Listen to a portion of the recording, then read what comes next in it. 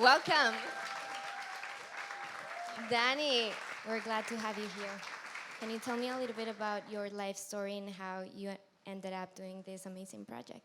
Growing up undocumented, I came here when I was 6 years old. That's when my family and I first arrived here. And we came in during the time of Pete Wilson. And for those of you who know his era, it was really scary for undocumented people. And so, that set the tone for our life here. We were really scared, and so we never went to the doctor, ever. We were too nervous because we couldn't produce certain documents. We didn't want to lie about things. It was just too nerve-wracking. And so we grew up taking care of ourselves with natural medicine. Everything that my grandma had ever taught me that she brought with her. Both of my grandmas were super into, I was very fortunate to come from a family where both of my grandmothers and my mom were all about natural healing. Like a lot of people in my generation, where we prioritized assimilation over connecting with our roots, I disconnected from it, and it wasn't until I needed it, that I needed the healing myself, that I began reconnecting with my ancestry, my roots, our healing practices. And it was after high school that I was suffering from the most health issues. Like, I had a lot of excess weight that led to a lot of hormonal imbalances, and then that led to a lot of panic attacks. It led to a lot of health issues. The one led to another. But it was also around that time that I was out of high school. I knew that college was not going to be a possibility for me because my parents just didn't have the money. And at the time, DACA was not a thing. There was not a lot of opportunities for undocumented students coming from working class families to even go to college. So I began working in warehouses, restaurants, wherever they'd hire me, knowing what was up, as we say. And wherever they would hire me, knowing what was up, that's where I would work. And then eventually I got the opportunity to own my first business when I was 21, and that was a video store inside an indoor swap meet in Compton. And working there, working with people, again, still struggling with my health issues, and it was awesome. I loved entrepreneurship. I loved, I was like, oh, like this is awesome. Like, I can, it's the entrepreneurship thing. I'm in, and I come from a very entrepreneurial family anyway. And so at the time, my neighbor and good friend across the way in the swap meet was selling his health business, and me struggling with my health issues and thinking about what's going to be next.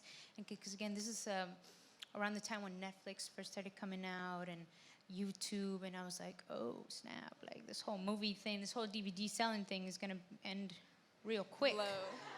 It's going to end real quick. So I started thinking That sounds like ages ago, by the way. Yeah, no. I mean, it was. I mean, it was like 12, 13 years ago or something like that.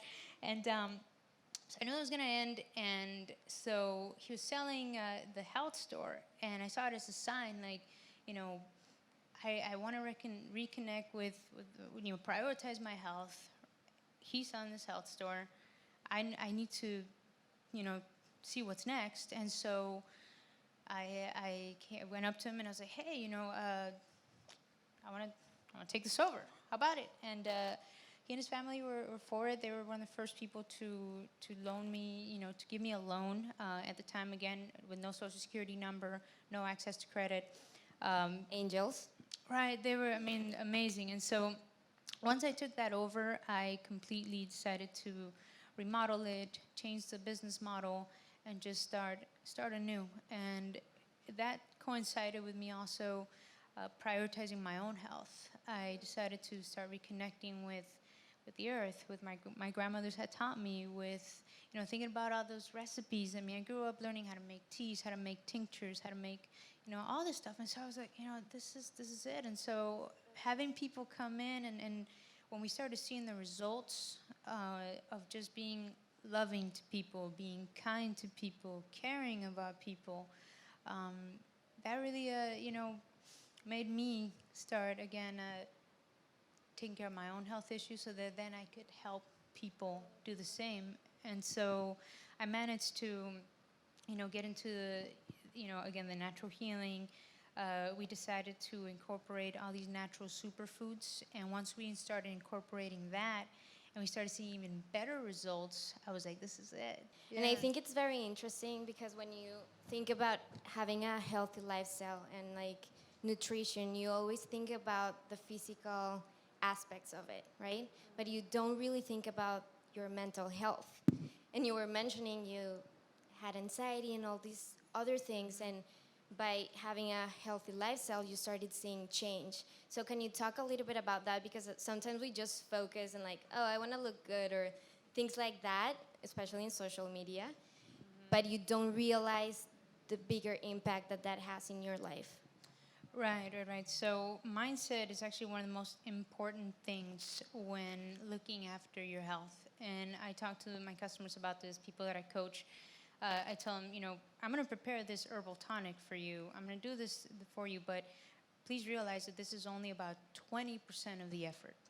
The other 80% of the effort is in your mindset and you deciding that your health is now your number one priority, and you deciding that healing is now your priority. And having that mindset, again, once you decide, like, this is what I'm going to prioritize, I always recommend that people take up meditation, take up mindfulness, take up anything that can help you heal your familial trauma, your ancestral trauma, because all of that is going to factor into how you continue creating those habits that will actually help you stay healthy in the long run. And that's what I experienced myself. I mean, once I got into the mindset of like, okay, health is my new priority because I want to feel good. I'm tired of having these panic attacks. I'm tired of all this anxiety, sleepless nights. And so, again, going into that mindset of like, all right, I'm going to heal. Yeah, and it's self-care. Yeah. Like, people self-care. so often think it's such a selfish way of looking at things. But if you realize self-care is the number one, and then that way you can contribute better to society. And like, we all have so many roles, right? We're definitely like daughters. We have so many roles, and if you're fine with yourself, then you can give back, I guess. Absolutely. I think once you start feeling better yourself and you start with the self-care and everything that encompasses self-care, and you start feeling really good, then you want everything around you to start feeling good. You want to start recycling more. You want to start, healing, if all this, and that ties into Compton Health Bar, because once I started feeling my best, once I started coming into alignment with, my mind, my body, then I wanted to do the same for everybody else around me. That's when I started really seeing all the issues that we had, in Compton and in the inner city community, in the underserved communities. I was like, I feel amazing. I want everybody to feel amazing, because if they feel amazing, they're gonna want everything around them to feel amazing too. And to me, I think that's the root of how we can change whole communities. If we help people get healthy, then they're gonna want to help everybody else get healthy too. And that's how we actually change our communities. Like, that's the domino effect, they say. The domino effect, the ripple effect, yes. Yeah. Yes, exactly. So one of our biggest missions here at Alegria is to share the beauty of our culture.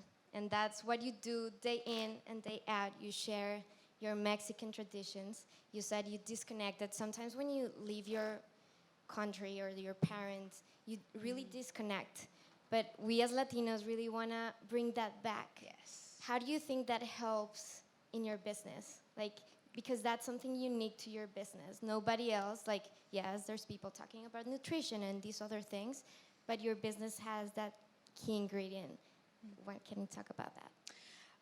Well, I think, yes, it definitely has a lot of, my Mexican roots and just being, from Michoacan myself, has a lot to do with how we do things in the store. For example, we come from a culture that's very loving, that wants to make people feel welcome, that wants them to, we want everyone to feel like we're giving them a hug every time they walk in.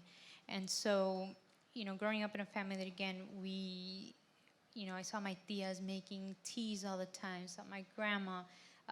One of my first memories I have of my grandma was going up to the azotea, that's the rooftop, and where she had all these plants, and I went up there with a stomach ache, and she cut basil leaf, and she rolled it up and put a little salt in it, and she was like, have that. And I don't know whether it was like her love or the basil or the combination of the love All and of the those basil. things. But my stomachache was gone. And so I try to do the same, try to do the same for people that walk into our store, the people that want to work with me, make them feel exactly the way I felt growing up in my family. And so, and as you said, one of the things that we do in the community is exactly that. Try to create family, try to create community. And right now, this time, in our political climate that's feeling very similar to when we first arrived with Pete Wilson, I'm sure there's a lot of families feeling the way my family felt, and being able to provide a safe haven is a big part of, this is something I'm very proud of what we're doing there. Just being able to provide that space where, like, you can come in, I'm not going to ask you any questions beyond what I need to know to, give you some plants to help you, and, some, tips and recommendations and whatnot. But yeah, it's being able to provide that space and provide that familial feeling that I was very, very fortunate to grow up with and to still have. I mean, my mom and dad work with me. Everybody works with me, and it's very, very fortunate. And so that's what we want to, it's that culture, that family feeling. And of course, a lot of the plants that we use in the combinations are rooted in Mexican traditional medicine. And we don't exclusively stick to that. We do Chinese traditional medicine. We use Ayurveda. We use every practice that we know can help. But of course, the root is lo mexicano. Mexicano, claro que sí. Who wants to go to Compton Health Bar?